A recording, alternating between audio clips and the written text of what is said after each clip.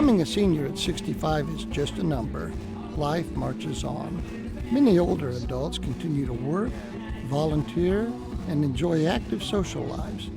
Staying involved seems to be the secret to quality of life. You need to keep busy, you need to be looking for things to do, you need to look outside of yourself to just keep doing the things you've been doing and enjoying them. But down the road, as the years add up, so do health concerns. I'm still swelling. Where are you swelling? My feet.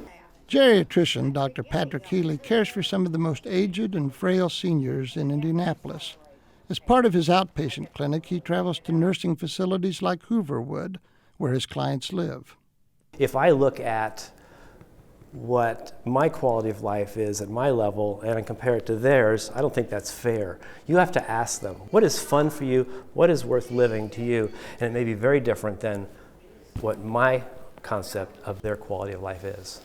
Looking at an older person's physical health is just one part of the equation. You have to get the medical part correct, the diagnoses and the treatment and the medications, but often that's not enough. And sometimes you have to broaden your horizon and look at the social circumstances, what's the psychological situation, and then ask questions about how functional these people are. To compile an accurate picture of the whole situation, it takes the assessment of doctors, nurses, family members, and the seniors themselves, like Martha Bear. What's your quality of life? What's your feeling I about think that? it's great. Yeah? Yes. So- I would give it high marks. So I'm not sure, though. He finds out what makes it worth waking up each day. What gets me out of bed? Looking forward to another day. At least every day we have plans. And I know that I'm going to play bingo tomorrow, and I enjoy it. Across town, Keith Bentley likes to play his guitar for others. He's a guest at Joy's house, one of more than a dozen adult day services in Indianapolis. The innovative approach gives seniors a place to go during the day while their caregivers head to work or take a respite. The concept allows some seniors to live at home longer.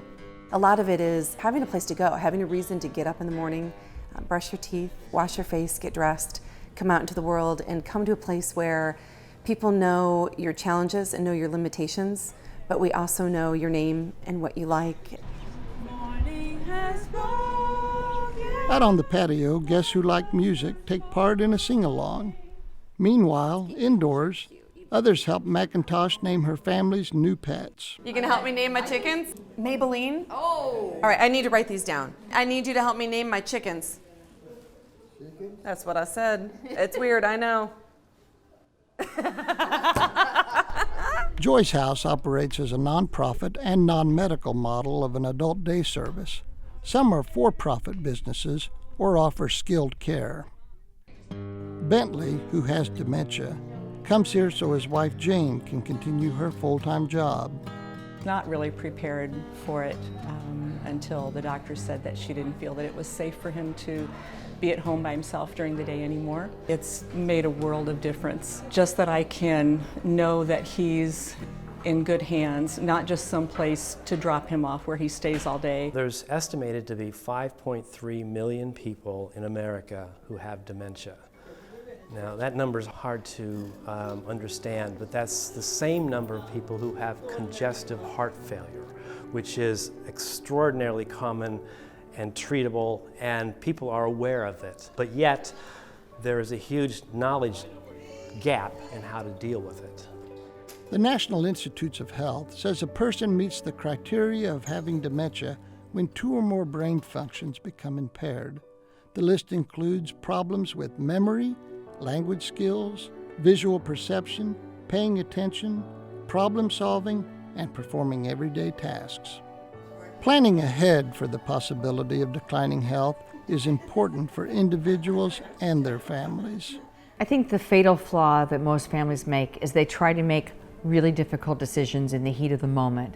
And once you've dialed 911, that's a lousy time to make the hard decisions.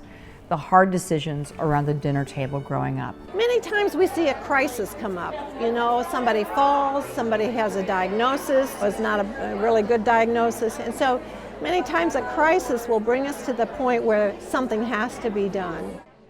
Elder law attorney Carol Applegate says people have more options when they plan ahead. If they don't designate a power of attorney and become incapacitated or can't make decisions for themselves, a guardianship is necessary. It also becomes necessary, frankly, when families are in dispute. It's not unusual to have families who just disagree over what's to be done with mom.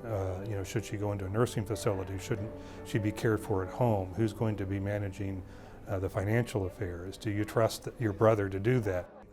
Ken Bennett, executive director of the Center for At-Risk Elders, a public interest law firm, says such disagreements often prompt the courts to decide who should become the guardian. We also have a large number of folks who may have family, but they're really not suitable family.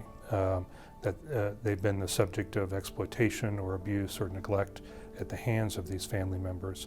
So the doctors or adult protective services oftentimes are feeling like that these are not suitable ones to be guardian, and so they come to us to step in.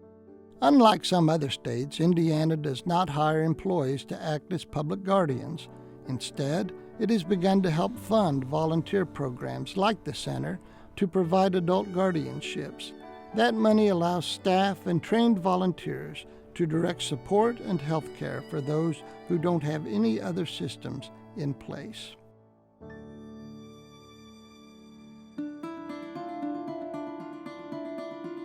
The sheer number of people crossing the threshold from middle age to senior status will make an impact for years to come. It has begun to prompt changes in the healthcare system. I can be judged not only on how many people I see, but how many people I keep at a higher level of function, keep out of the hospital, keep at home. I feel great.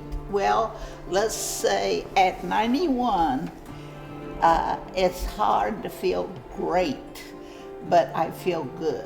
With the senior population quickly gaining momentum, families search for options. There are resources out there for us to tap into so that we can get the help that we need as a caregiver. It is possible to grow older and maintain a good quality of life. I'm probably as happy as I've ever been in my life. Planning ahead for changes in the later chapters of life can help keep the glow in the golden years.